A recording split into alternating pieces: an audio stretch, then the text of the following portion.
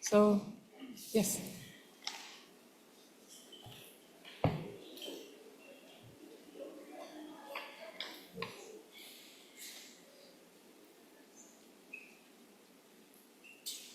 All right, so thank you so much. Good afternoon, everybody, for being here, and welcome to the launch of the book Artificial Intelligence, Labor and Society today. My name is Aida Ponce del Castillo. I am a senior researcher at the ETUC, and today I'm going to be your host.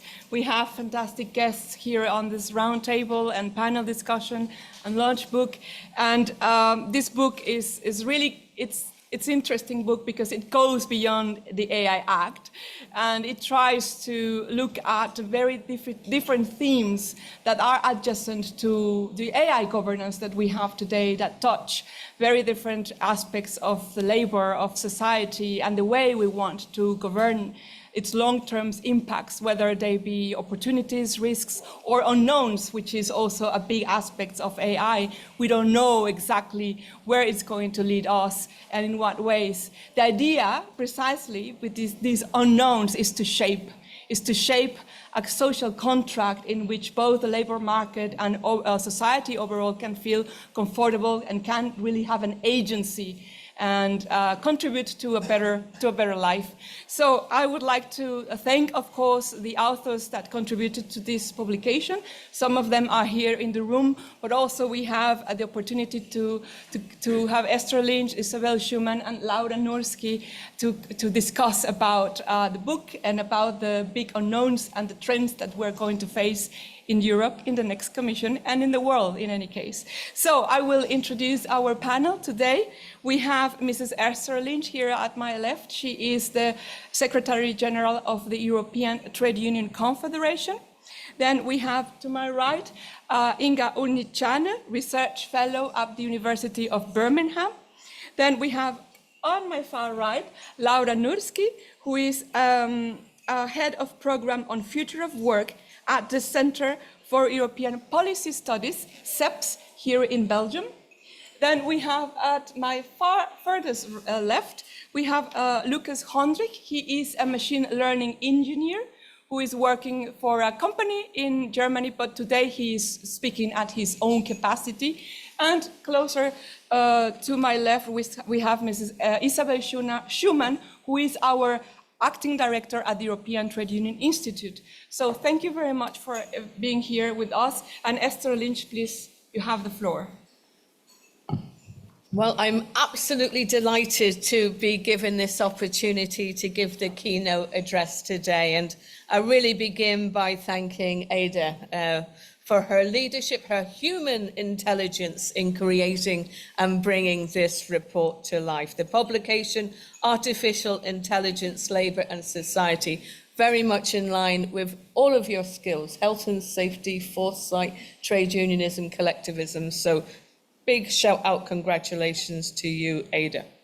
So friends, artificial intelligence is transforming the way we work.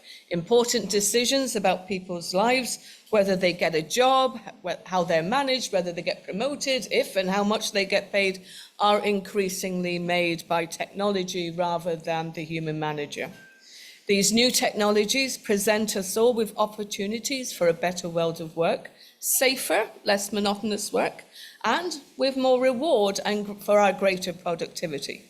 But there are also risks of unfairness, discrimination, work intensification, stress and injury, and my concern, I'm going to talk quite a bit about this today, that work will become increasingly alienating, isolating, and lonely experience.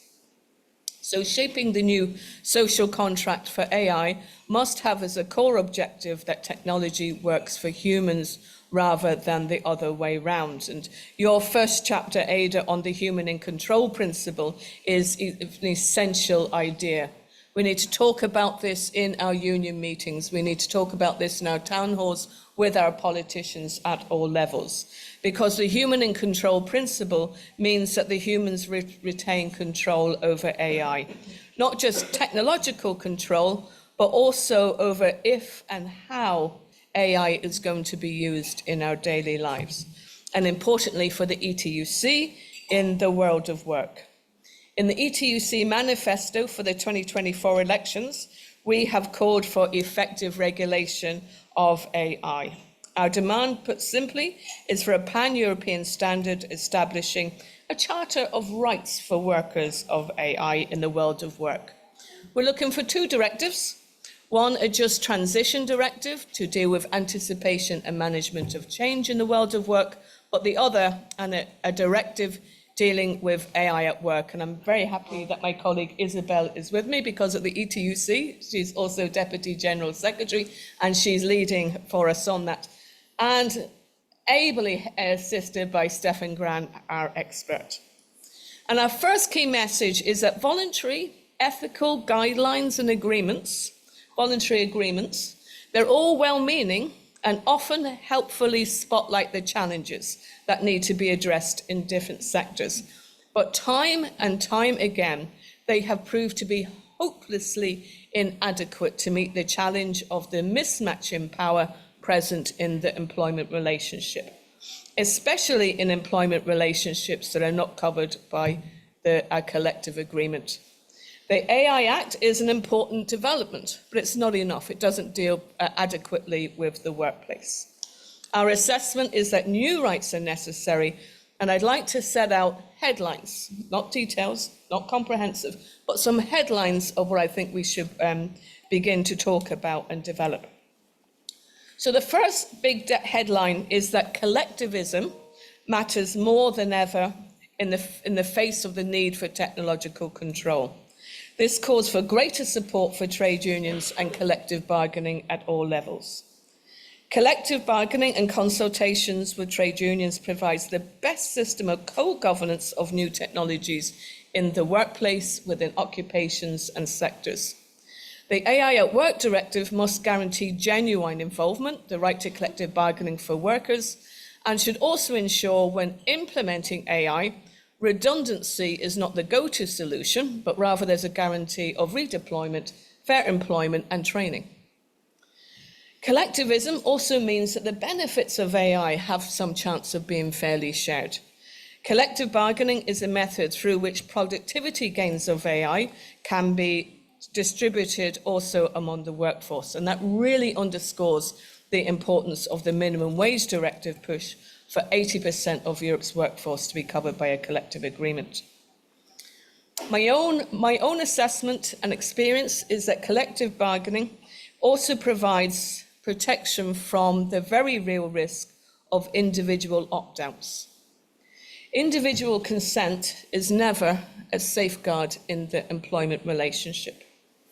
Whether it's the use of workers' data, GPS, fitness trackers, CCTV, or any other AI monitoring that gathers data pertaining to the workforce, to the worker, those protections should not be vulnerable to some kind of a clause heading in tiny writing on the back of the employment contract that says that that you hand over to your employer the right to collect and use all of that data. The right to your own image, your ideas, your privacy. These are not something that only celebrities should be able to protect, but all workers should be able to do so. If you talk to workers, privacy is meaningful to them. They want to be assured of their privacy at work. Also, we need to make sure to protect the right to organise, form and join trade unions against all union-busting practices. And it's thoroughly depressing that the use of AI is already being put to use as a surveillance tool to identify which of the staff are likely to belong to a trade union and who in the company might be organising. It always depresses me that every new technique that comes out is used against workers and their trades unions. So we need to prevent that, recognise it's happening and prevent it. Then, this brings me to the second headlined issue. The need to provide greater legal protection for human expertise, human relationships, and to guarantee the dignity of the human person. I want to mention here, this is my own invention, so nobody else needs to take the blame for this. This is my own invention, is the right to your human personality at work. Because I think there's a very real danger that AI emotion monitoring tools will be used to enforce a universal company employee, eternally smiling, ever compliant, and with all of their personality limited, taken out of the picture. And I want to give you an example about that. I'll come back to my speech in a minute, but I want to give you an example. When I go to a hotel around Europe now, I check in, and before I even get to my hotel room, I'll have a question on my phone saying, how was your check-in today? How friendly were the staff? And I do a smiley face, so I always do the smiley face because I try and compensate for all of the people who decide I just didn't like that person, so I'm going to give them a bad mark.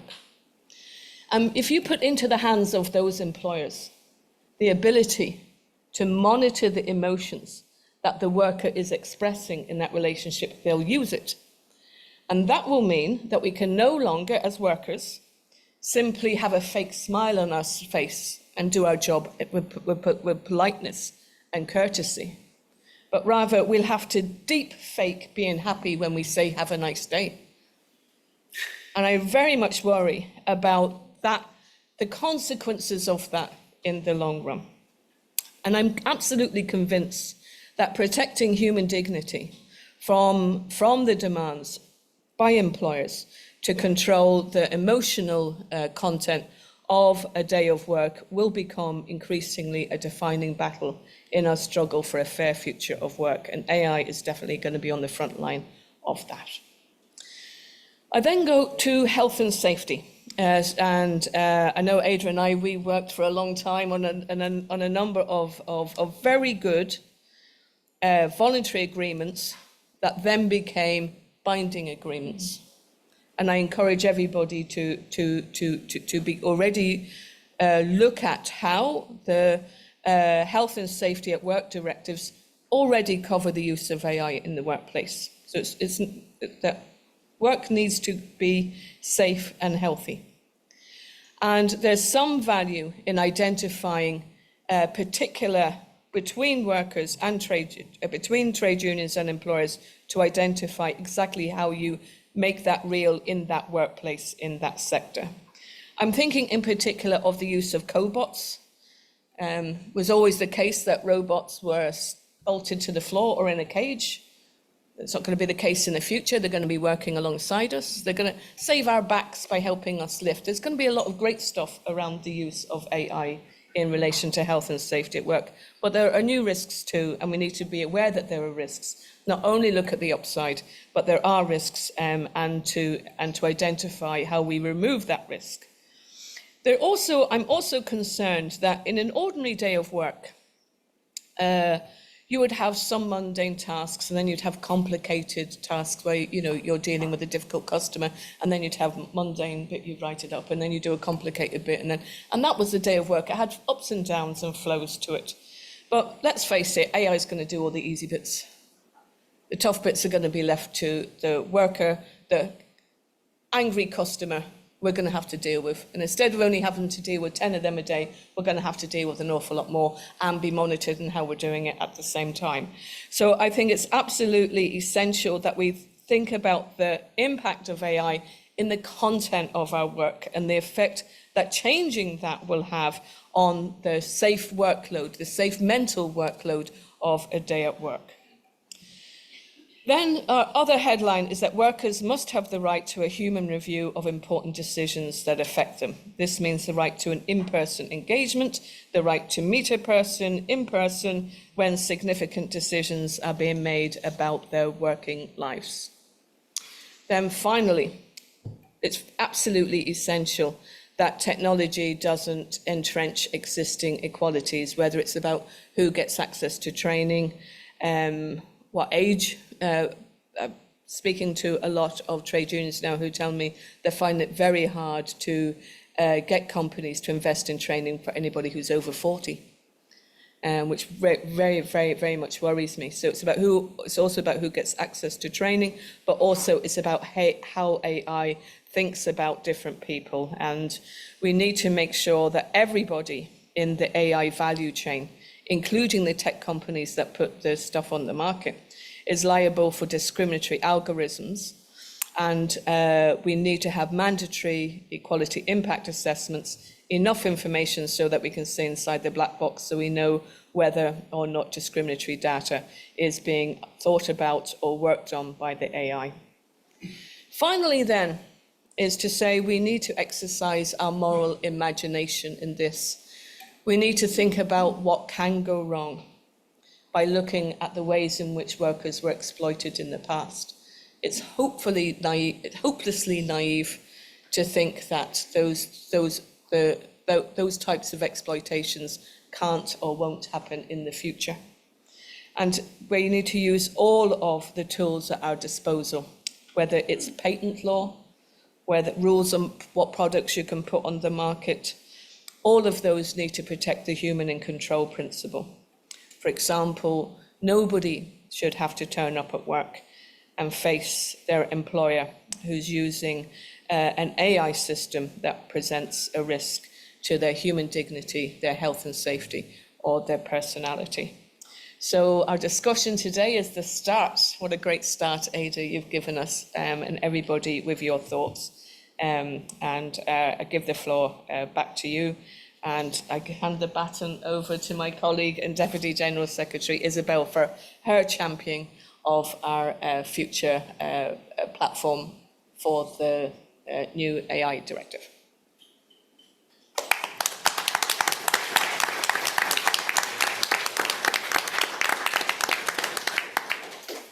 Thank you so much, Esther Lynch, for having given us inspiration with this human headlines touching human personality, human dignity, and the human touch at the workplace, not overestimating the capacity to control risks, to anticipate risks, and to look for better health and safety lives at work. So now, Esther and dear audience, we are going to move into some aspects of the book itself. We have two authors here, Inga Untitled and Lukas Hondrich, who are going to present their thoughts about their book, their chapters, and their thinking. And then we will have Laura Nurskid kindly discussing and asking questions. Isabel, at the end, will wrap things up, provide other foods for thought, and of course we will have the chance to talk to you. Please prepare your questions because this needs to be very dynamic. With that, Inga, this is your turn. Thank you very much. I hope I can get my slides. Yes, thanks. My name is Inga Ulmetzan, and I would like to start first of all congratulating Aida on this very impressive work on this book. I hope everybody has got their copy and see 20 very rich and very impressive chapters in this book. And the title of my chapter is The Politics of Purpose, AI for Global Race or Societal Challenges. And this chapter is part of my bigger research program on politics, policy, and governance of artificial intelligence, on which I have been working for more than 6 years. And this chapter is one of some 10 publications that I have published from this research. And this research is very interdisciplinary social science research, drawing on disciplines such as political science, European studies, and also social studies of science and technology. In this chapter, I look on this broader developments in AI policy field. We see a lot of initiatives emerging around the world. And I ask, in this context, I ask two main questions. What is the overarching goal of AI policy, and whose interests, values, norms does this overarching goal represent? And today I'm very inspired by the title for this event, which is about shaping a new social contract for AI. And I would also like to look on this overarching goal of AI policy in the context of discussions we hopefully will have today, how this new social contract for AI should look like.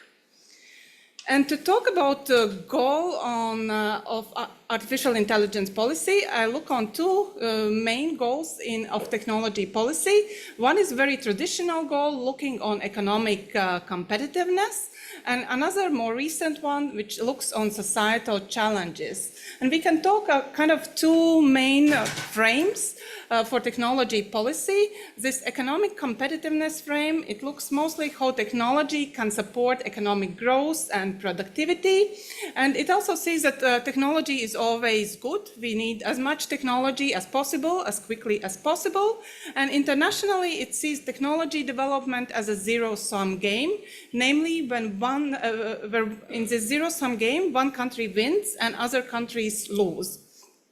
So this economic competitiveness frame has been around for a long time, and it has been very popular, but it has also been challenged. And recently, an alternative framing has emerged, which looks how technology can support tackling societal challenges, big questions of our time, like climate, like health, how technology can help, also related to United Nations Societal Development Goals.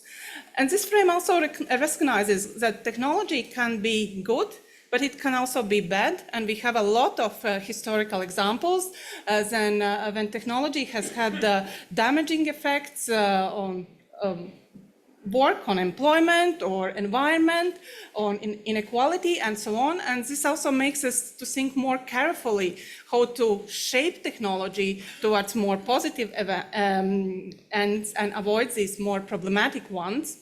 And this frame internationally sees technology development as a positive sum game. That if technology develops, then many countries and many different societal groups can benefit. It shouldn't necessarily be just one country and one societal group benefiting. And we can see both of these technological frames and both of these goals also present in AI policy. First of all, this economic competitiveness frame is very much discussed, and we can see in many AI policy documents, where AI is seen as a new basis for economic growth, boosting productivity, efficiency, and cost savings. And it also presents AI as being developed within a fierce global competition. Sometimes it's called like a new space race, who will be the leader. And over past already 8 years, we have heard many countries claiming that they want to be leaders in AI. For example, United States saying they are leader and they want to continue to be a leader in the field of technology and AI in particular. China announcing that they want to be leaders in AI by 2030. Also, Russian president has stated that future belongs to AI and whoever leads in AI will rule the world. And also leaders from several other countries like UK and France have stated they want to be leaders in AI. And in order to be leaders, to improve their competitiveness, countries also design many different measures. For example, more investment, more skilled labor, tax reforms. And this race for leadership in AI is also accompanied with fears about lagging behind and missing out on AI opportunities, as it's often framed in policy documents that countries are afraid that they will be missing the train of AI and losing out on all the benefits. And this competitiveness frame, it has been popular for a very long time, but it has also been criticized. And here is a quote from Paul Krugman, who already some 30 years ago wrote an essay, Competitiveness, a Dangerous Obsession. And in this essay, he claimed that competitiveness is a meaningless word when applied to national economies, and the obsession with competitiveness is both wrong and dangerous, so that it can draw attention to more prestigious projects and, for example, sideline more important social issues. So it's also important to reflect on these dangerous and problematic aspects of use of this competitiveness discourse. And as an alternative to this competitiveness, the discourse in AI, we also see a lot of focus how AI can help to solve societal challenges. And in many policy documents, we see very strong and very optimistic claims that AI will help to solve societal challenges and help to achieve sustainable development goals related to climate change or inequality.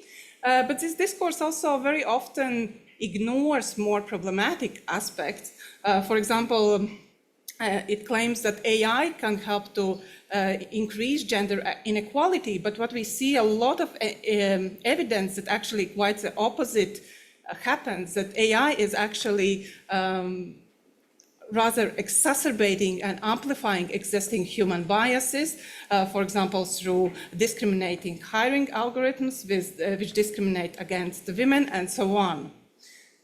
And so this is quite a problematic discourse in many ways, also because AI is often presented just a simple technological fix to very complex and very uncertain societal problems. And one way to go beyond this simple technological fix is looking more broadly on partnerships that involves not only technology to fixing these problems, but bringing together different groups internationally, nationally, and also locally, including marginalized communities, to work on these very complex issues.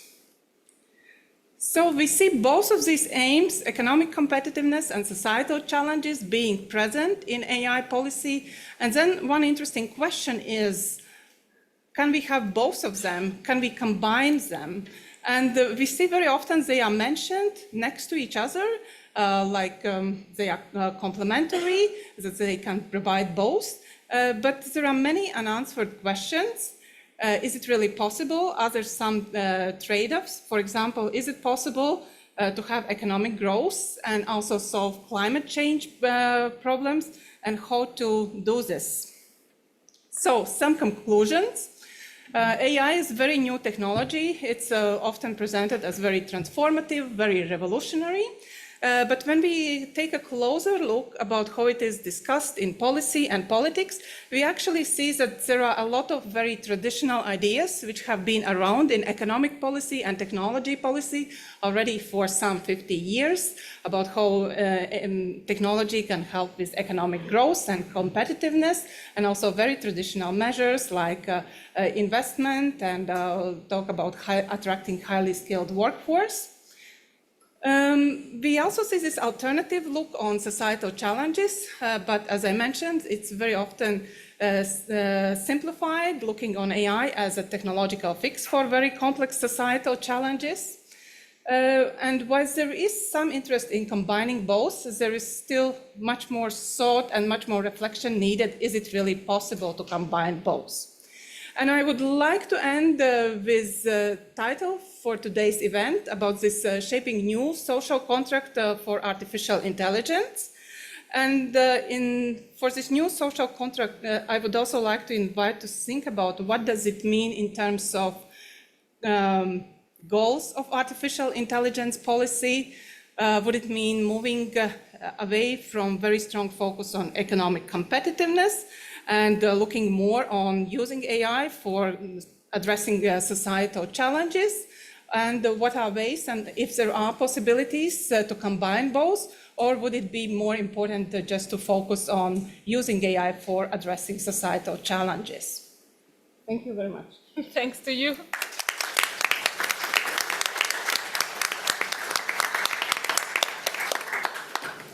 Please read Inga's Untitled Chapter. It's even more, goes more deeper. Thank you so much, Inga. And from this macro view of the world, let's go to the perhaps macro view at the workplace. Lucas Kontruk, you have the floor. Thank you.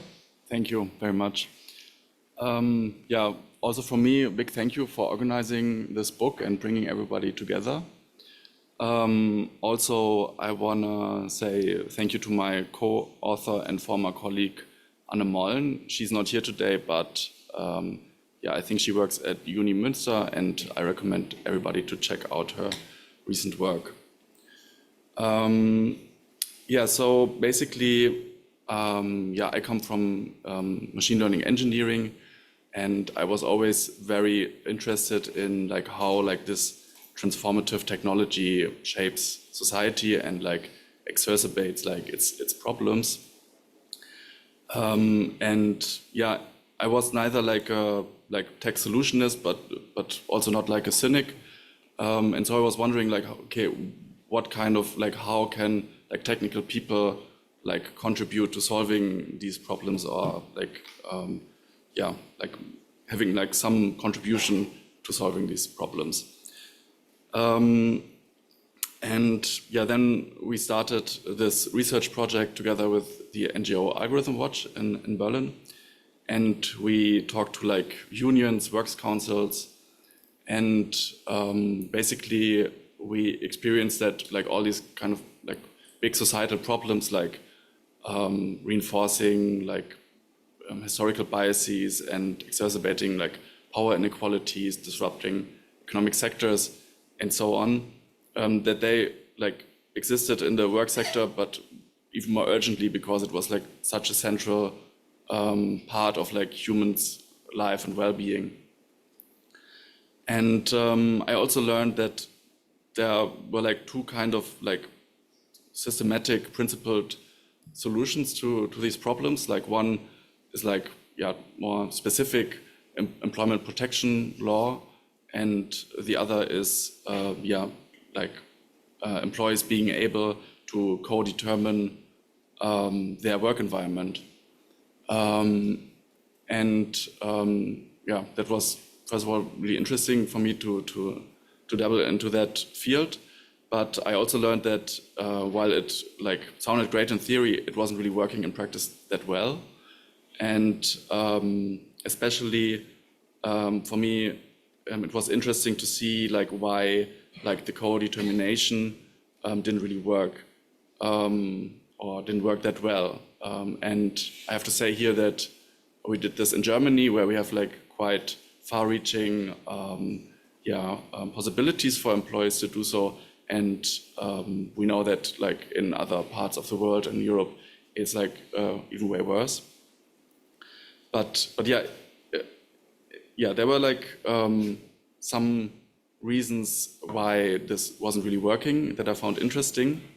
And yeah, there was like this thought that it's not really necessary because like AI is like this objective tool, it's like mathematics. And so therefore there's like not really like a reason to further shape it.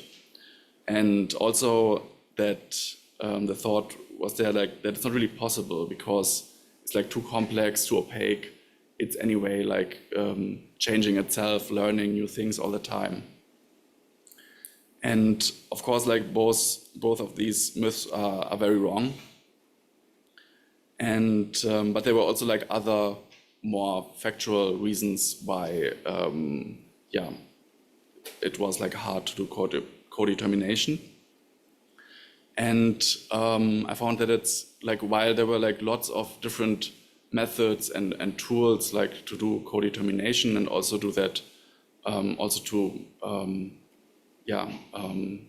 like empower employees like in principle to bring their interest into machine learning systems, that knowledge was very spread out and hidden in academic circles mostly.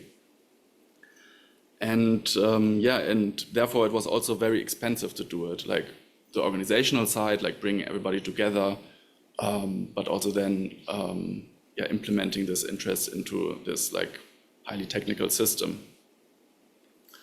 And that was really interesting, and we found that this is really something where also technical people and engineers can contribute something. So fight against or like push back against like wrong narratives and myths about like what can technology do and what it can't, and also make like the right kind of technology more accessible and cheaper, and especially the kind of technology that enables like stakeholders to participate in like decisions that concern their interest. So yeah, And yeah, so do I have more time? So yeah, and when we zoom out like from this like work context into the broader society, I think that this lesson of like how co-determination can maybe help address like some societal scale problems. Yeah, this can really be useful.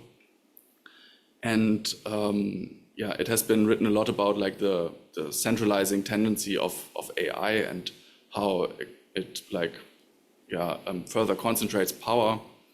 And I think therefore it's like really like one approach is to work on technology that like counteracts that and makes it possible for people and stakeholders to more participate and co-determine their AI systems. And yeah, lots of things have been happening in this area. And for example, there's like one project, the Collective Intelligence project, which I'm a big fan of, and they're coming more from like an economics perspective, and they're working together with like Audrey Tang, for example, or Anthropic, and they're doing like really interesting research and development into like technological governance frameworks that offer like a third way beyond market or like authoritarian approaches, which I think is really valuable. Yeah, so what I learned is, yeah, technological feasibility is really necessary and something where technologists can work on, but it's only a necessary component, not sufficient. And I think that another really crucial part is, of course, policy and the wide range of the broad area of policy. And I think especially when it comes to like this problem of like participation washing, so having like people decide on a really insignificant part of like a machine learning system while the system itself or like is wrong in the first place, or the decisions, the really crucial decisions are made somewhere else. Yeah, so yeah, this can really address this problem, I think, because yeah, participation always has to address like the really material questions of like power and money. Otherwise, it can also do harm, I think. Yeah, and with that, I pass on to Aida.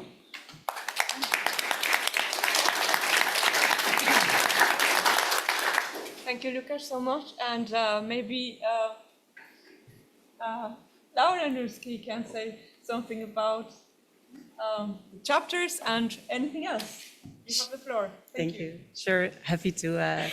First, I also want to congratulate Aida on the assembly of and the editing of this book. I think is a really well done piece. I highly enjoyed reading it. I really appreciated that all of the chapters were short and to the point and focused on one issue, but together they encompass a wide range of relevant aspects to consider in AI, society, and labor. So well done. And then I also really appreciate your selection of the two authors who are here today, because as you said, they go from macro to micro, or how I framed it in my discussion, from the why to the how. And I think both elements are really important to discuss. So on the why, that Inga has discussed in her chapter and illustrated very nicely just now.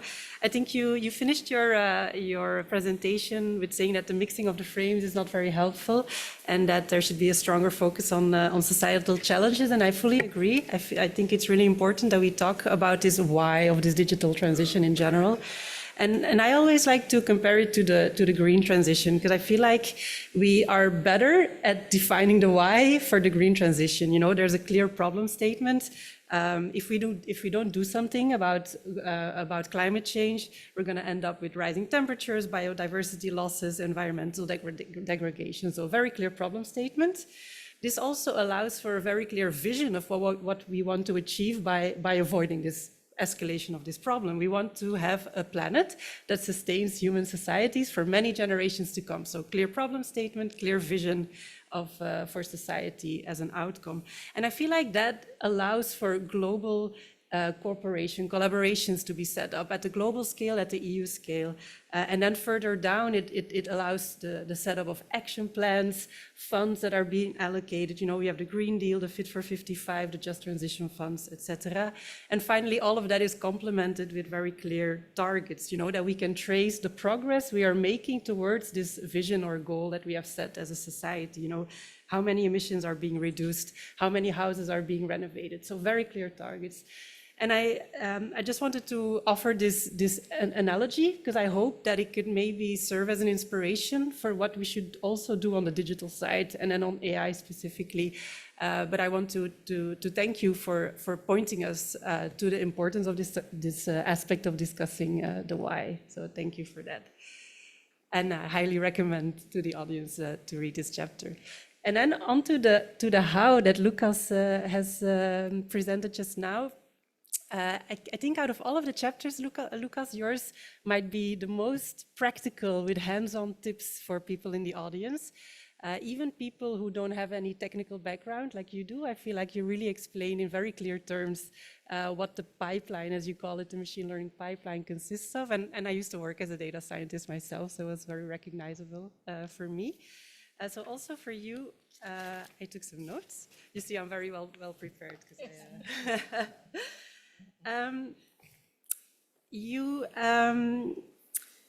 You illustrate in your chapter all of the steps in the machine learning pipeline where employees can be involved or can have influence in how the technical system is shaped.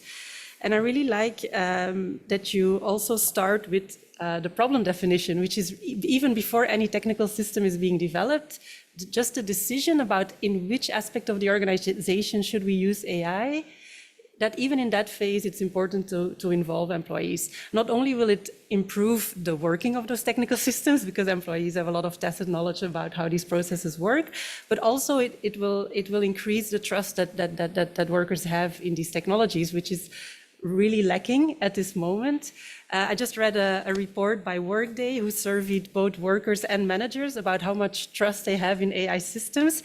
And of course, they discovered a gap in the trust levels, and they call it an AI trust gap. I just call it a management trust gap because 42% of workers said in this survey that they believe that their company does not understand very well in which processes should be fully automated or which processes still require human intervention. So involving workers in this aspect of problem definition, I think, will indeed help shape the systems according to their interest as you finish your chapter. I just would want to go even a step further. So not only shaping the technical systems, the AI systems as they are being developed, but also building capacity, as you say in your chapter, on helping workers shape the social systems around the technical systems that are being developed. For example, when AI is being implemented, workers can help identify training needs, for example, around the technical system, but even job redesign needs or job redesign strategies when certain tasks are automated and other ones are taking an increasing share in the work content. Even all the way up to, but that's maybe for future goals, all the way up to team design and organization design that might be influenced when technology is implemented. I had never heard of participation washing, so thank you for that concept. I noted it down. I'm gonna look it up, but just wanted to congratulate both of these authors and highly recommend the reading of their chapters. Now, that's not all of it in the book, so we have very high level the why, very concrete the how, but actually the book offers a lot of chapters in between, what I would say the what. Things that I call or group under conceptualizations of workplace AI systems and their risks in all of the disciplines that appear in the book.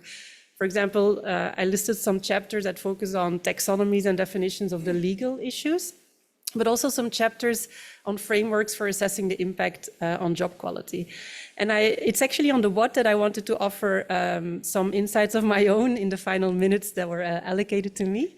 I just want you to leave with the idea that jobs are more than bundles of tasks. This is the sentence "jobs are bundles of tasks" is something that you hear so much now in policy narratives, but also it originates partly in labor economics, which is of course known for simplifying reality. This expression is based on the task model of the labor market that says that jobs are bundles of tasks, people are bundles of skills, and as AI is gaining certain skills, some of these tasks might be automated, and that is what we call task automation, and that is where the worry about how many jobs will be left in the future originates from, right? This is also the literature that once in a while will give you a percentage, like 47% of jobs are at risk of automation. But that is a very limited, very technical view of what jobs are. Jobs are parts of larger systems, and to understand how AI is impacting workers, we need to take more of an organizational model than just a task model. For example, the selection of people into jobs based on the match between their skills and the task requirements. That's a classic human resources activity, recruiting, selection, evaluation, promotion, termination, and learning and development. When AI is used in that area, we call it algorithmic human resources management. And that's where the worries about biases and discrimination arise. But that's only one extension of the model. People are also parts of teams and organizations that are being coordinated in larger structures. And when AI is used for that, I call it, to distinguish it from algorithmic HRM, I call it algorithmic operational management, which is the use of AI for assigning tasks to people, for scheduling tasks and shifts, for monitoring people, all of that. And there the worry is more on the quality of work, loss of autonomy, increased work intensity, all of that areas. If we extend the model to the other side, of course, just as people are not loose bundles, organizations are not just loose bundles of people, they belong together for a reason, just like that tasks are not loose elements that are grouped accidentally in a job. They are part of interdependent processes where one task influences the next. And these processes lead to shared outcomes. So organizations are groups of people that work together on interdependent tasks leading to a shared outcome. And when we look at the organizational system in this way, then we realize that all of the previous applications of AI that I mentioned are just point solutions, meaning that you keep the system the same and you just automate some little elements in the system. And this will only have, if you think of it in productivity gains, one of the frames, this will only have very limited productivity gains.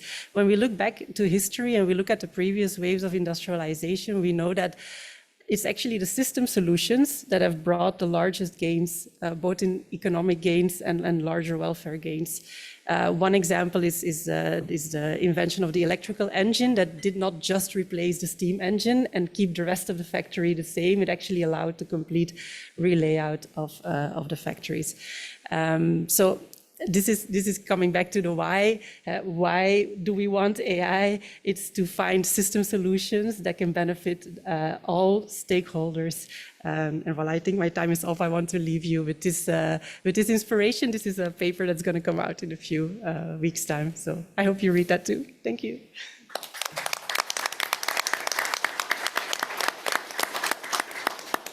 Thank you, Laura, for bringing also future research topics and thoughts. Isabel Schumann, what can you say about all of these? I just would like also to start by thanking you and all the others for the very important, rich, stimulating, and even challenging book. I think it helps a lot to look into what's happening now, but of course to look into the future and what are the questions we should ask ourselves to move forward. And indeed, I would like also personally to thank you for being on this journey with us since the very beginning. And then of course, in particular, when the whole discussions on a potential regulation on AI came to the forefront 2019 with the new commissions under the big move of the Green Deal at the European Union. And I think we did manage to be part of that journey, institutional one, up to making the most out of an instrument which was, of course, not including as such the labor dimension, the workers' dimensions, the social dimension, because it was on another legal base. And of course, this was not very helpful to bring into the discussions exactly what it's needed to, and this is one of the first elements, to make sure that innovations delivers for all and not just for part of society. And of course here we understand the link with or the impact of AI at the workplace, and of course it has to be addressed as such, because there is a specific dimension here and there are specific actors around the table. And this is the second part of the thank I would like to do, is of course for the ETUC to have been able to mobilize up to today with the General Secretary with us to make sure that AI, and not just the 2 days shaping, but the shaping of the future of AI for workers, including their representative, the trade unions, the workplace, to be able to be proactive and to make sure that these innovations deliver, so that make it a priority for the European Trade Union Confederations and embarking on that with the aim to shape as actors of change and to make sure that this innovation delivers for all. And of course, the second acknowledgement of the ETUC is of course that the digital and the AI development is of course to be put in an equal footing, or even much more than that, but on a footing which was back in time the industrial revolution. So we have here technological revolutions that impact, of course, the workplace where the productions and the manufacturing takes place, but also the services take places. And here, of course, we have the clear link to the quality of job, and it was mentioned. There is an impact on the quality of job, there is an impact on how this will evolve, and of course, how those jobs and the trade unions has to be part of these discussions. And here again, why? Because workers are here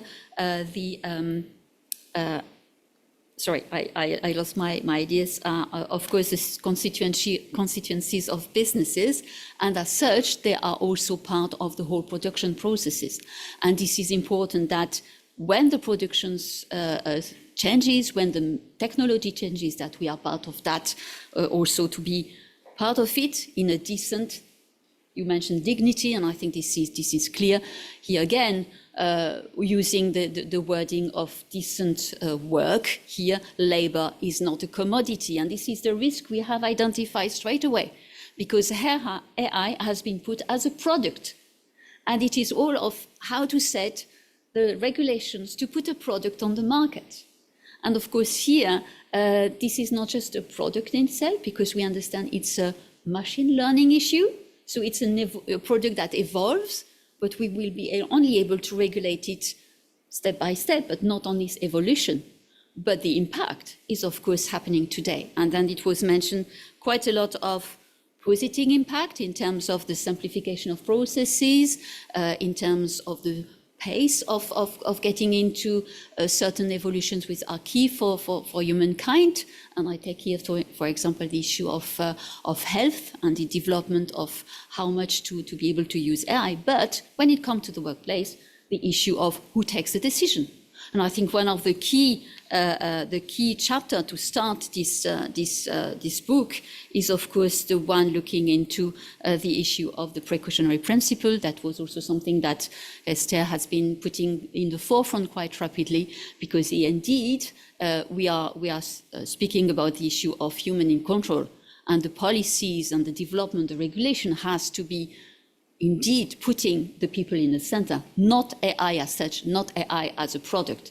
And it was the weird situations we were in back in time 2019, and try to make the base out of it. But indeed, at the end of the day, what we have to secure is, of course, that we are able to shape that at the workplace. And here is a whole issue that was also mentioned.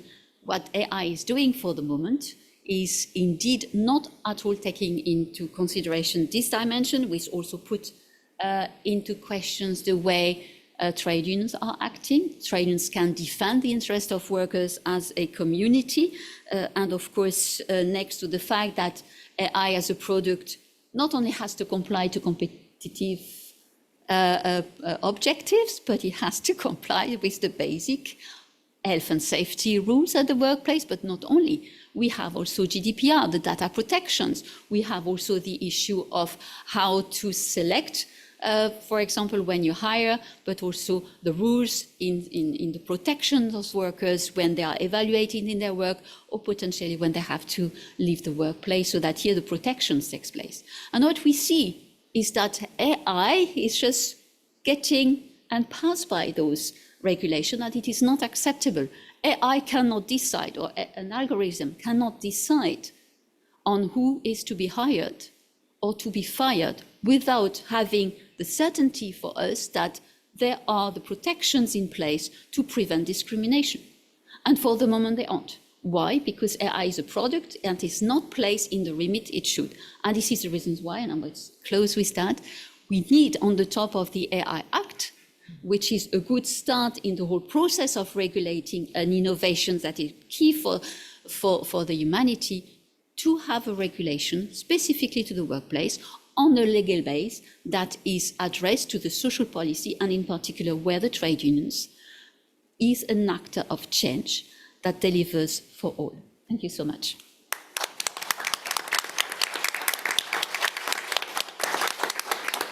Thank you, Isabel Schumann, for bringing us back again into this macro view of AI and its prospects. And I know, Esther, that you might leave, but would you like to raise perhaps, before I open the questions to the panel? No, I take some questions. You take some questions. All right, so please. Yes, absolutely. Here in front of me, yes, you are who are turning. Oh, yes, the microphone. Prepare your questions. We really like to have a nice conversation with you and our guests here. Hello. Yeah, is that working? Hi. Philip Freeman, European Transport Workers Federation. Oh, yeah, sorry. Thank you, Aida, for this book, and thank you to all the panelists. I'd like to ask a slightly provocative question. Given the fact that I'd say the vast majority of the so-called AI products on the market are in fact just simply repackagings of much simpler algorithms. And given the fact, for example, in the AI Act, the definition of what an AI system is incredibly vague, how useful is the term AI, considering, again, it's a sort of construction of venture capital hype to get more money? How useful is it in the work of trade unions, in research, in policy making, in negotiating collective algorithms, when a emotion recognition system is a lot different from a recruitment algorithm? Thank you. I'll take a couple of questions while the panelists start thinking their responses. Please, Maria, you can, yes. Hello, everyone. I'm Nicolas Blanc. I'm a national secretary for a trade union in France. So congrats again, ETUI and Aida, for this important work. I think it's very important for trade union in Europe. I totally agree with the idea AI is a tool, and I will give you an example. I think we will have a big issue with Microsoft Copilot because it's very intrusive. It's very complicated to have a DPAI, a data protection impact assessment. So, Heather, I would like your opinion. Do you think it will be a good idea to have directly collective bargaining directly with the supplier, for example, for Microsoft? Because in company, it's impossible to have social dialogue about that because it's a tool. So I think it's not co-determination because it's a LLM. You know, it's very complicated because it's already created. So it's very, for us, it's very complicated to work. Thank you very much. One last question on this, Maria, there's someone in the back, and then we open for the, yes. Thank you very much. I'm Daniel Kotzer. I'm the chief economist of ETUC. I got really hooked to the idea of the competition, and you showed the scheme of a competition among countries. And to be honest, I wouldn't be that worried because among countries you have, or you may have, global institutions that would help the regulation.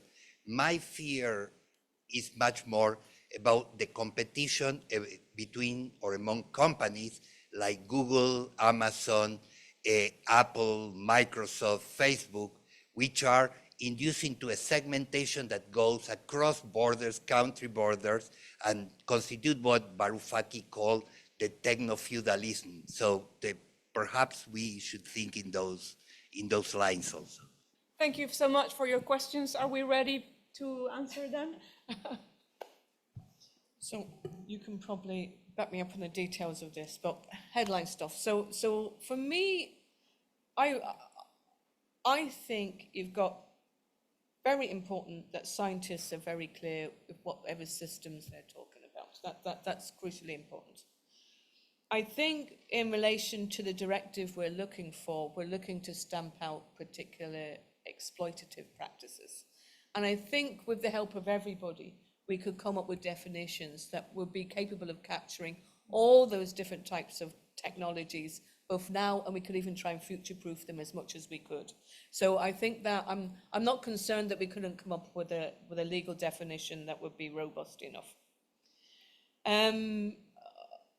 I'm going to do something terrible now because I see somebody who's very experienced in social dialogue on the other side, and who also and ask her if she wants to take the floor and answers like what would be the challenges is maybe a better way of posing your question. What would be the challenges to us concluding a social partner agreement dealing with many of these things? So my thought on it is that it's easier to conclude a social partner agreement within a framework of robust rights.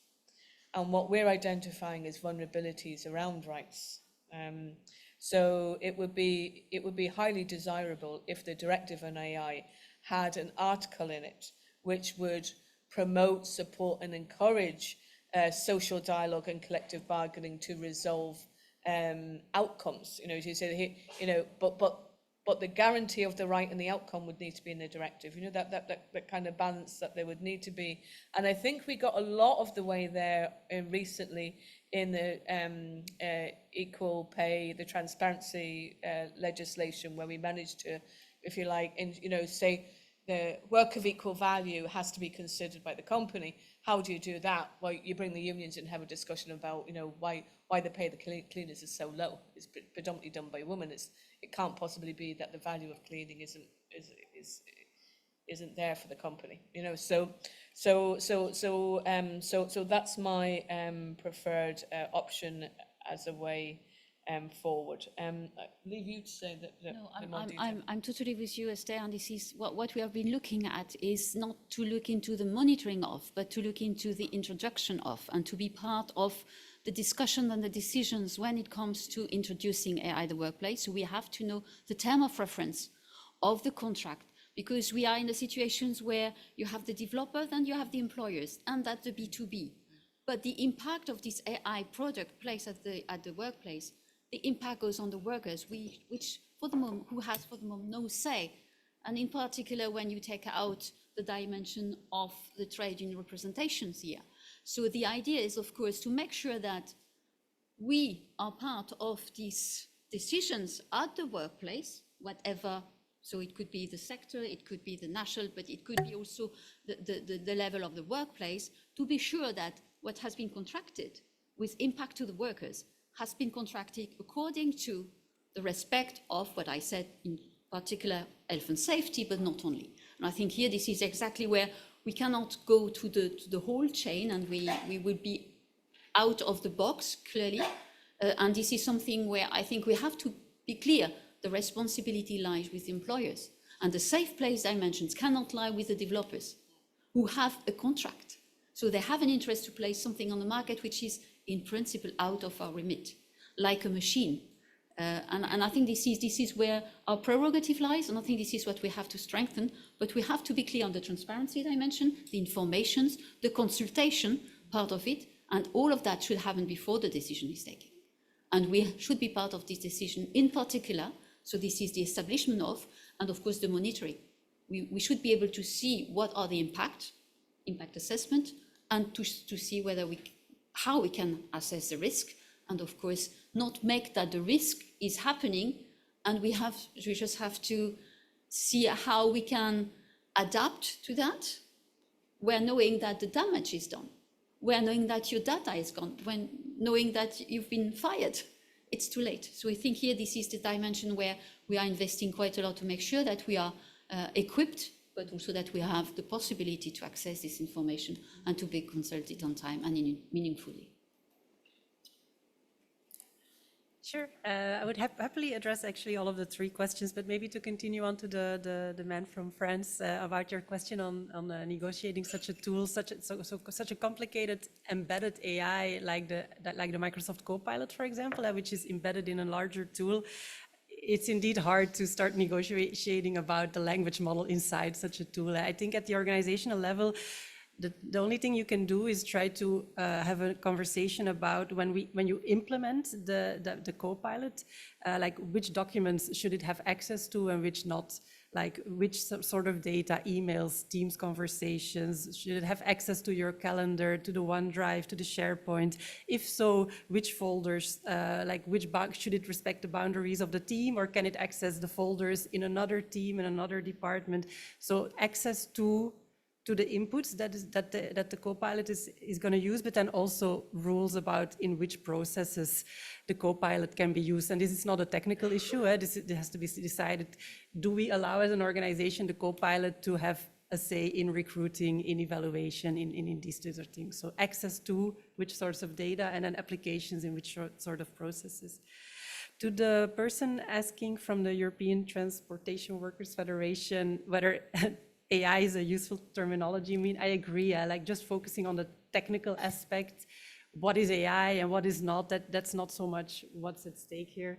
Like it kind of relates to what I was saying earlier. It's much more about what applications, what organizational processes, automated decision-making systems are used for, and whether it is a language model or another type, a rule-based system. That's not to me, that's not so much the issue as much as the fact that what sort of application, what sort of organizational process is supported or automated through this sort of systems.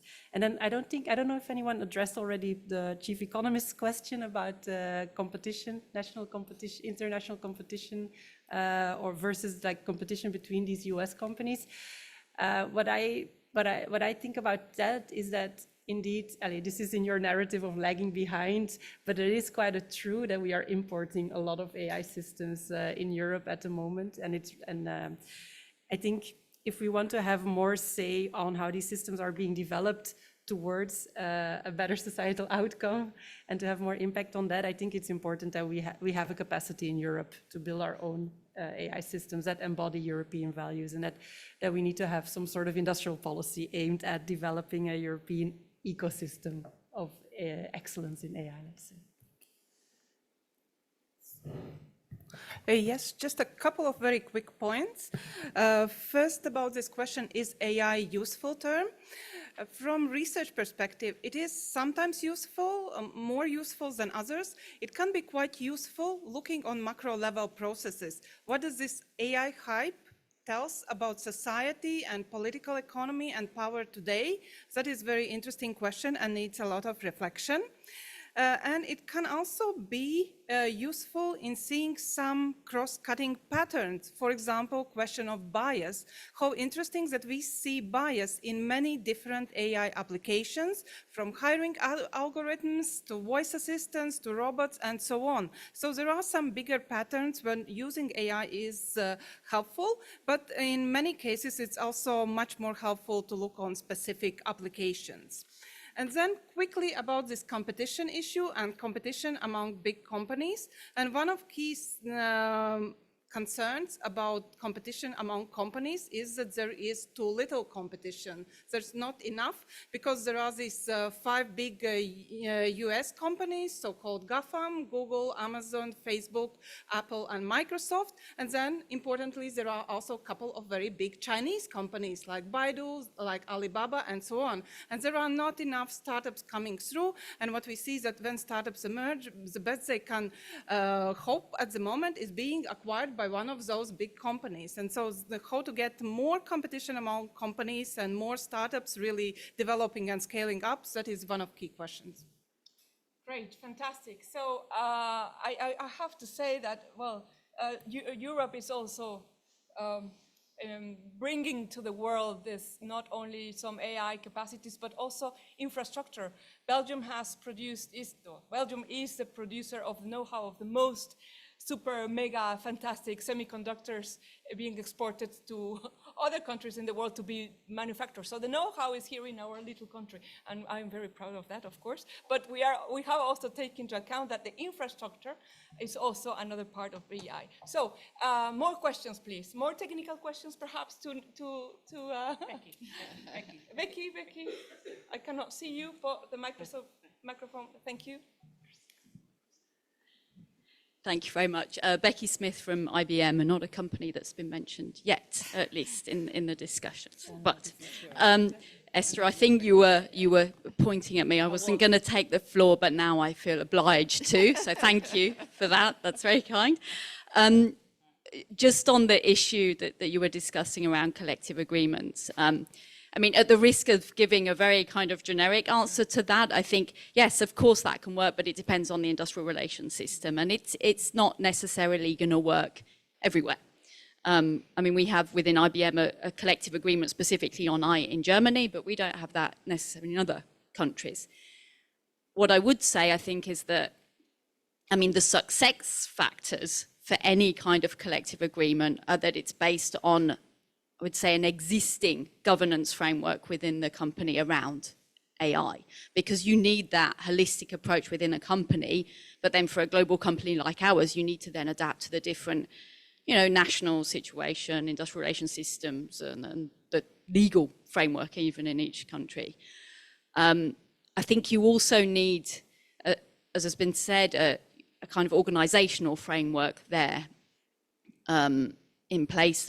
The organizational system, I fully agree with what you were saying, Laura, is equally as important as the technology. The technology and the deployment of that technology is only going to be beneficial to the management, the company, and the workers if you have the organizational systems around that, and whether that's about the trust you have between management and employees, the work organization, the working culture, for want of a better word.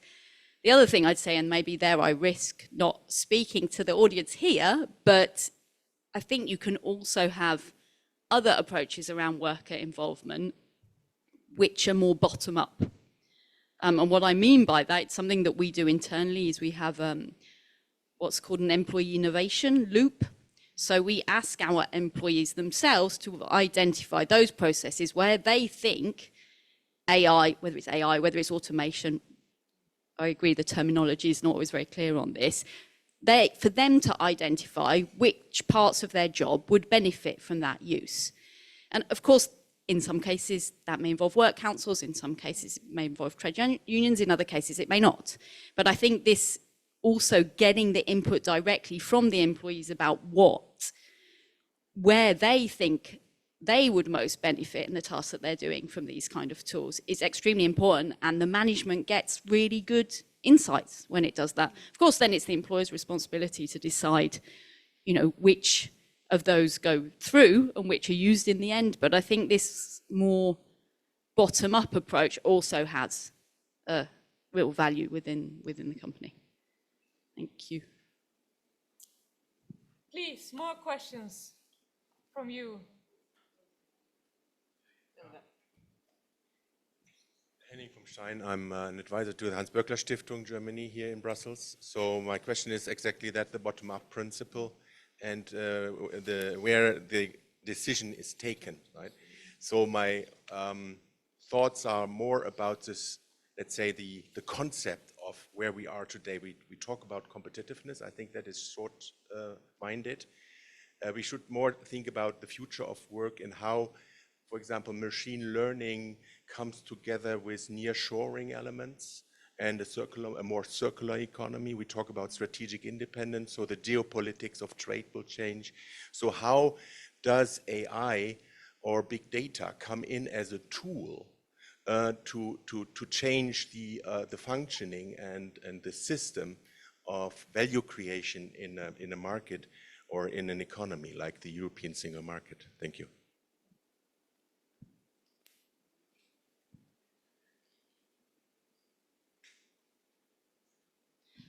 So I have two small questions. The first one is about what you said about recruiting. And you used the word discrimination, I think. So you do think that machines is not a good thing in the recruitment process because a discrimination will follow. But discrimination is a human word. So a machine depends on the data you put in.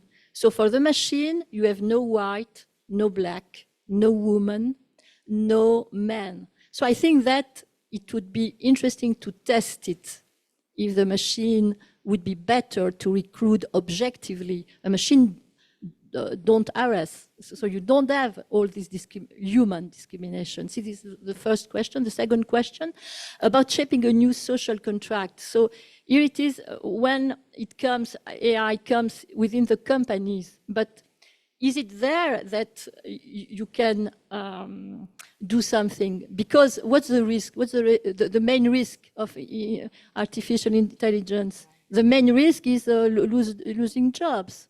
So don't you think it's behind?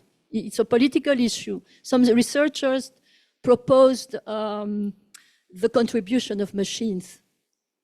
But well, okay. So I hope you understood my point. Yes, what is your name? Just to refer you back, because I cannot really see you. Christina, okay. All right, two questions for Christina. A third one, and then we open to the panelists to Yes, over there. Cannot see. Yeah, thank you so much over there. If you could stand up, just because it's very difficult for us to see. Thank you. I'm not thank that you. tall. I'm Dutch, but I'm not that tall. But I have two quick questions. The first is that I heard a lot of people comment on the fact that we need bottom-up approaches. We need to negotiate this, AI at the workplace at a local level, which I totally agree with, and I think it's very important. But if I look at the technology, I feel it's also super difficult, right? I think, Laura, you mentioned that you can't start negotiating over the language model itself. This is those foundational models, super heavy on compute, on expenses.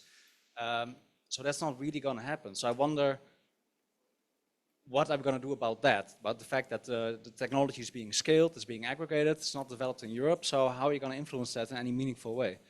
Because the rollout is very quick, actually, right? Like a lot of workers are already using it. And the second question is around new regulation. I think it would be amazing to have a specific AI bill for the workplace. There's lots of stuff that we could demand. At the same time, it's also probably politically pretty difficult. So I wonder, can we also use the GDPR more? Because when, for instance, I talk to unions, a lot of them seem to already accept that the GDPR is in essence not being followed. It's illegal. Also for generative AI, like you can't make your individual rights for retraction of data, right to be forgotten, that's all impossible to be implemented. So it's already squarely illegal. I think even the Commission already in February, got the warning from the European Data Protection Supervisor that the stuff they use from Microsoft is actually illegal. And we're not talking even about AI, but the more basic stuff. So this is a huge elephant in the room where a lot of the stuff that's already there is illegal. And when I talk to unions in, for instance, Austria, they say, yeah, we know, it's such a big deal. We use it to bargain for other things. So can we maybe also use that to bargain for a lot more collective bargaining over these systems? Because the root is the personal data that's being collected, and that's just illegal.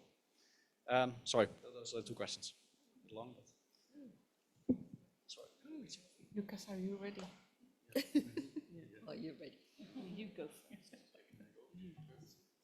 Okay. Yeah. So first, I try to say something to the man from the Hans Böckler Foundation. Yeah, my hunch would be that actually AI can help. I think AI will transform a lot of value chains, and that cards will get reshuffled in a lot of areas, and so I think there's a potential to also have more value creation also here in this geographic area. But yeah, I would also be interested to hear the others weigh in on this question. I think I want to say something also to Christina, and she brought up this question of this discrimination is like a human word, and that also humans discriminate. If I understood the question correctly, I think this is a really interesting question.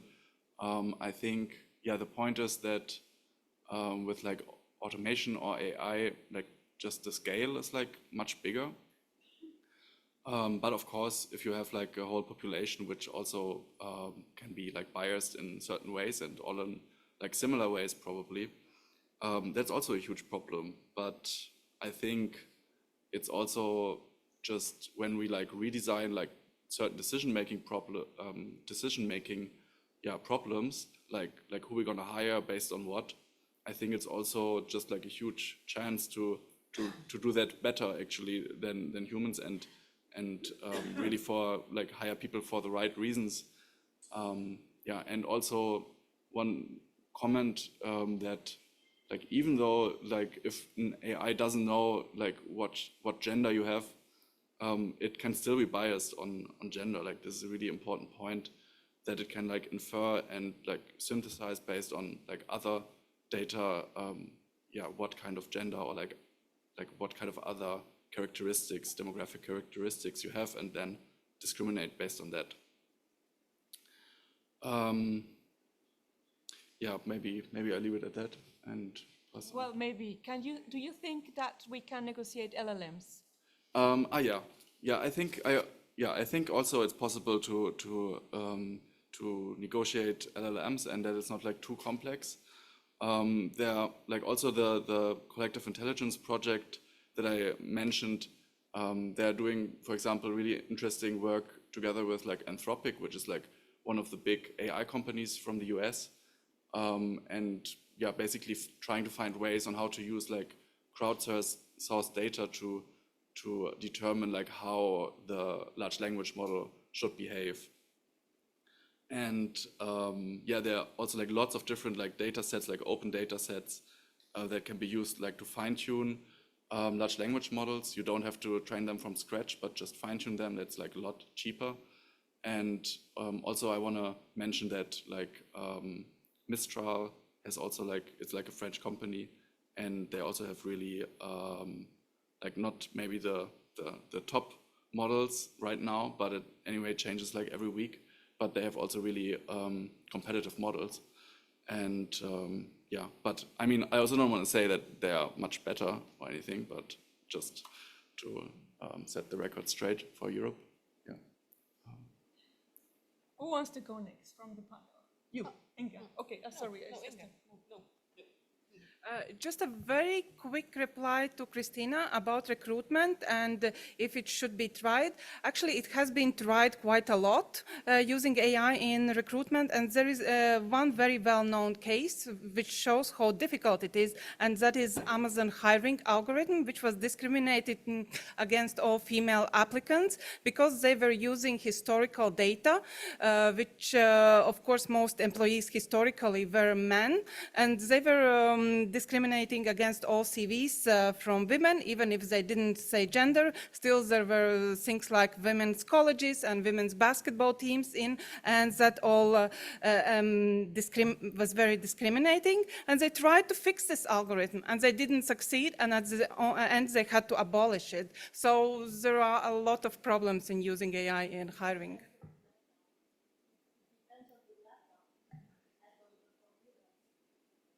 Yes, it depends on the data, and historically there has been a lot of discrimination going on, and that also shows up in data. So I'll give you an example. On Monday we had a meeting. Is Theo still here? Yeah. I had a meeting on Monday with the heads of the department, the ETUC. So they're the people that run the organisation, and we were discussing how are we using AI ourselves. And we said different people had different ones on their phones that they've been trying out. And I'm not going to give the name because I won't remember which name and I'll get it wrong and I'll be sued. So, but we're trying different ones, yeah? We asked them the question, what does the EU institutions think about trade unions? And we got vastly different replies, yeah. All the replies in French were much better. When we asked the question in French, it was much better than when we asked it in English. We also had Italians there, so we asked it. So, but it was like, some of it was out and out, like, sometimes people accuse me of being extreme, but what this told us was much more, it was appalling, like what it suggested. Tia, I was just saying about on Monday morning when we put into the different AI questions, what do the institutions think about trade unions? And the completely different replies that we got at that meeting. So just to say, I entirely accept your point. It's about the information and where they go for information. But also I think it has something to do with what it was built on in the first place and the way it thinks about the world in the first place. And that's why we're probably, 50 years too late already. But I don't think we should let it get any worse. And I think we should do our very best to recognize that. And I see that's where the value of us having a discussion, a political discussion, a democratic discussion about what laws do we need to put in place to make sure that AI doesn't undermine all the fought for rights we already have, non-discrimination being one of them. But then also, are there new rights that we need to think about in the context of this whole new thing that we don't know where it's going to bring us? And I know I often give this as an example of the very long shadow of this. My son, when he was small, no, my son's a man now, yeah, but when he was small, he had an imaginary friend. And I was worried about that. And I went to speak to the doctor, and the doctor said, they grow out of it, but don't feed it. Don't encourage, don't set a dinner place for the imaginary friend and things like that, yeah? But then I thought about what if your teddy bear was your imaginary friend, and when you spoke to it, it spoke back? And then what the implications for that for young children growing up and the society that we're all creating. And I think that's why I talk so much about the moral imagination. We need to think about what could go wrong. Not to say it will go wrong, but to make sure that we put in place the rules so that we make it less likely. And that we also then have the methods to fix it when it does go wrong. Not to be naive and say this is all great and wonderful and can only be good. Mm-hmm. It can be great and it can be wonderful, but we need rules to stop all the bad stuff happening. So that really is the discussion that we're calling for. We need all the help from all the scientists. We need all the help from all the lawyers. We need all the help from all the collective bargaining, the entrepreneurs. We need help from everybody to come to the table to say, here's what might go wrong and here's how we can begin to address it. I wanted to address 2 points. The first one is, of course, the data issue. And here the relations to the GDPR, data protection. And of course, here an encouragement of AIDA has always been look into what we get when we can get most out of it. And of course, this is one element to, will never be finalized in itself, seeing the development of the processing of data. And of course, this is something that we should also envisage. But behind that, I think the learning machine dimension, so the machine, the AI algorithm, the whole is fed by data, and the process of who feeds data is kind of automated already. So you have an exponential development of potential bias that are there from the beginning, and they are there. And this is where it should be, where the regulation should be there, because we have to make sure that indeed some dimensions should be taken on board to avoid discriminations. And you ask, and this is the second point, you wanted to have an example of discriminations by hiring, and I will give you an example by firing. And I'm happy that we have not mentioned that yet, but the platform directive is also tackling one of those elements. And in the course of this hard battle to get a directive to protect platform workers, we organized riders. And guess what? On the day we organized riders in front of the Commission, there was a small place there, not under construction at that time. There is a small place there, and we had colleagues. We were the trade unions trying to mobilize, not to organize, because self-employed, difficult. And this is what the businesses are classifying or were classifying those workers. trying to mobilize those workers to make sure that they get the protections they should get. And guess what? On the day, and I would say on the hour they were mobilizing with us, they were disconnected. So they were disconnected by the algorithm that recognized that they were too long staying at a place where, oops, there was a mobilization. This is not acceptable, because those colleagues, not only were they fired, but they had no access whatsoever to the rider, to the rights they did, to the money they earned, or they should have earned, and of course, to the next possibility to join another rider business, because they were kind of blackmailed throughout the network of this company somewhere else in Belgium, potentially in Europe. And all of that is not acceptable. And because it happens because we had no regulation. And this is exactly what we are looking at, to close those loopholes that businesses are using for the sake of a business model which is based on exploitation, not only because of disqualifying or requalifying workers in a corner so that the risk is on the workers, not on the company, but to go to a point of exploitations which is not acceptable in the 21st century. This is slavery, and this is not acceptable. And this is back to decent work, dignity at the workplace. And all of that is the rules that business have to comply with, and not just to escape or avoid, because they are big businesses and they have a monopoly on the market. This is not acceptable, and this is where the internal market should regulate. It has regulated with impact outside the European Union, and I think the GDPR was one of the first. I think the due diligence is another one. And here we are looking at the platform, which is, of course, one of the major wins in that respect. Thank you. All right, I'll just be really, really quick and wrap up. Maybe I just, I just wanted to apply what Esther said to the example that Inga gave about Amazon's recruiting, biased recruiting algorithm. It was actually never used because it was detected to be biased. So that's what's important, is that we have to have the social systems in place to detect these biases, because discrimination is already illegal. We don't need to make it even more illegal. It is illegal. We just have to have the social systems in place to detect when the algorithm is biased. Now, I don't know if in Amazon's case, it was just a very attentive machine learning engineer who detected the bias, or if they had an organizational system in place to detect the bias, but that's what we should have.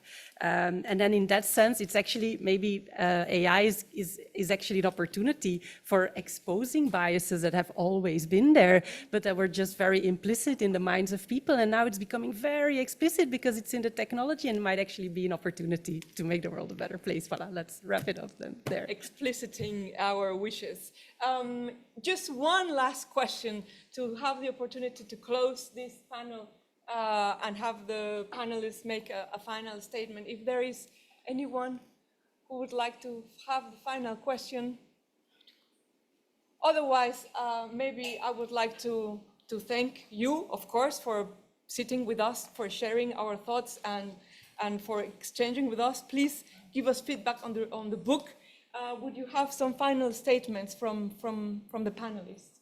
Yes, please, Inga. Very quickly, I just wanted to highlight, again, this example, very useful example that Laura gave about green transition and comparing it with AI, and saying that in green transition, this vision and why is much more clear. And that is very imperfect example, because it shows that green transition is really demand driven. There's clear understanding why we need it.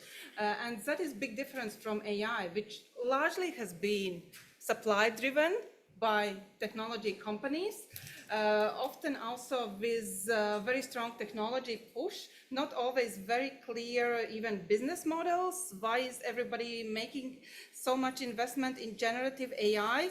How they will recover that investment? Those are still questions out there. And that also means why it's much more difficult to steer and shape and regulate AI. And so there's a lot of work to be done in the field of AI. Thank you. Lucas Hendrik, would you like to close? Well, no. No. I think I said everything. All right. I would, yeah. Laura Nurski? Yeah, maybe just that AI is a tool, just like we've had many, many tools across the history of humankind. We just need to figure out how to use it to our advantage. And focusing only on the technical is not enough. We have to look at the social systems surrounding those technical tools. Isabel Schumann, please. Yeah, give us thank the you. last words. Yeah, AI is a tool, it's not a human being. It should not replace human being. We are the one to be in control and of course to take care that society is going in the right directions for human beings, for the people and the planet. That's the most important thing, and this is in that directions that we're working together. Thank you, everybody. Thank you for being here. Hope to see you next time.